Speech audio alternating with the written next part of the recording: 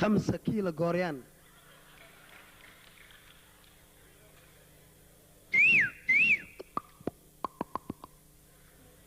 واحد جودك دقيشو اسكول ما دقت